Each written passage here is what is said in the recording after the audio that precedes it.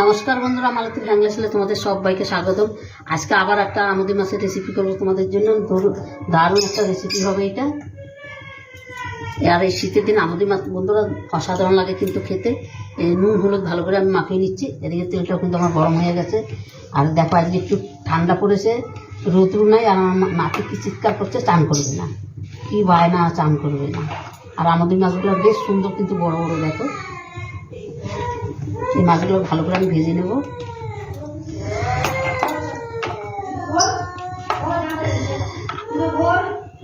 বায়না করছে, চান করবে না।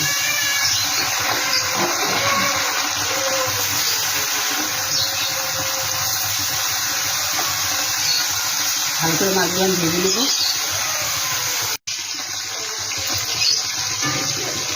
দেখি 1% আমার হয়ে গেছে, আমি 1% উঠিয়ে দিচ্ছি। আর এই আমুদি মাছটা একটু কড়া করে ভাজতে হয়, তবে খেতে কিন্তু খুব ভালো লাগে, দারুণ লাগে। আর এটা কিন্তু ডাল দিয়ে কড়া করে ভেজে, ও ডাল দিয়ে কিন্তু অসাধারণ লাগে খেতে।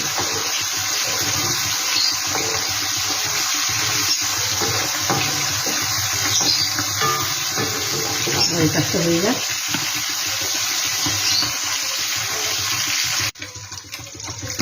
দেখো মাছগুলো কিন্তু আমার ভাজা হয়ে গেছে, বেশ সুন্দর কড়া করে ভেজেছি, কিন্তু লাল লাল করে কড়া করে ভেজে দিচ্ছি। এবার নামিয়ে দিচ্ছি। বাকি মাছগুলো আমি একইভাবে করে ভেজে নেব।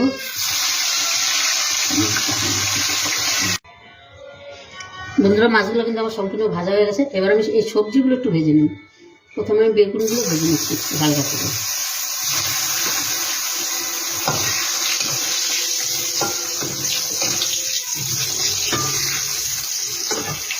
বেগুনের সাথে দিয়ে দিচ্ছি আলু।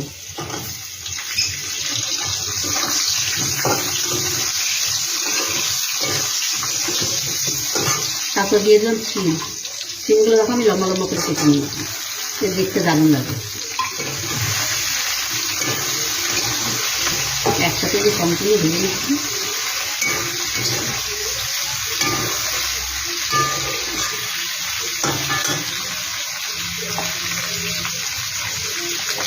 একটু হলুদ দিয়ে দিলাম সামান্য, আর একটু লবণ দিয়ে দিলাম, একটু ভাজাটা তাড়াতাড়ি নরম হয়ে যাবে।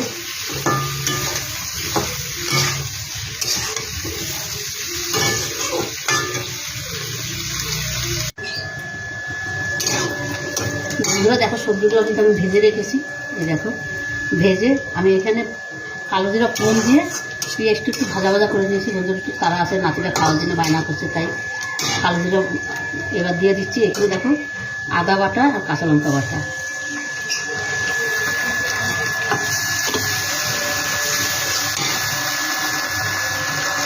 তারপরে দিয়ে দিলাম লবণ। লবণটা একটু দিয়ে দিলে এটা ছিটবে না আদাটা, একটু লবণটা আগেই দিয়ে দিতে। দিয়ে দিলাম হলুদ,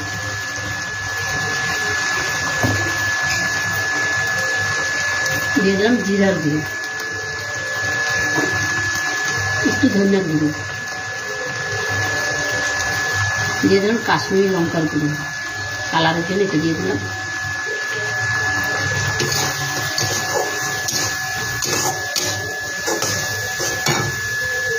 এখানে দিয়ে দিচ্ছি গোটা একটা টমেটো কেটে রেখেছিলাম, সেটা দিয়ে দিলাম। একটু বড় বড় করে কেটে রেখেছি। টমেটো যেন একটু গোটা গোটা থাকে, খেতে ভালো লাগবে।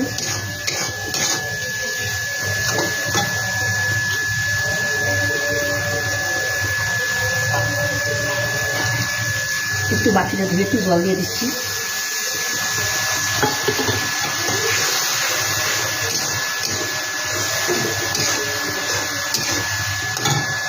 এবার দিয়ে দিলাম সবজিটা, এটা ভেজে রেখেছি, সেই সবজিটাই আমি দিয়ে দিচ্ছি।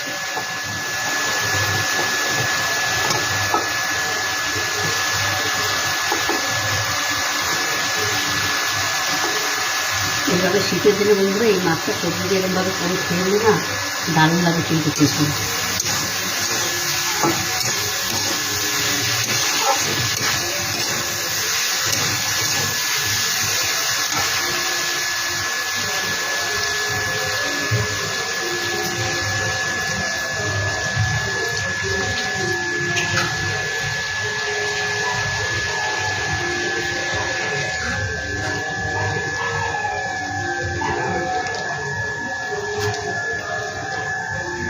এটা কিন্তু বেশ সুন্দর কিন্তু আমার কষানো হয়ে গেছে, দেখো তেলটাও কিন্তু ছেড়ে দিয়েছে। এবার দিয়ে দেবো আমি জল, একদম ঝটপট কিন্তু রান্না হয়ে যায় এটা।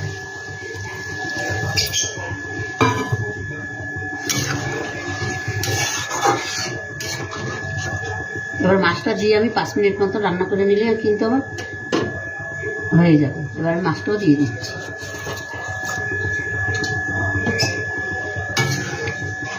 এরকম রান্নাটা কিন্তু একদমই অল্প সময়ের মধ্যে রান্না হয়ে যায় বন্ধুরা, অবশ্যই এইভাবে রান্না করে দেখবে, দারুণ লাগে কিন্তু খেতে। আর বন্ধুরা রেসিপিটা কেমন লাগলো তোমরা লাইক কমেন্ট শেয়ার করবে, বেশি বেশি করে শেয়ার করবে। ভালো লাগলে প্লিজ প্লিজ আমার চ্যানেলটা একটা সাবস্ক্রাইব করে দেবে। এবার একটু ঢাকা দিয়ে আমি রান্নাটা করে নিচ্ছি। বন্ধুরা দেখো মাছটা কিন্তু আমার হয়ে গেছে, কত সুন্দর লাগছে দেখতে, অসাধারণ। এখানে কিন্তু আমি একটু ধনেপাতা কুচি দিয়ে দিই।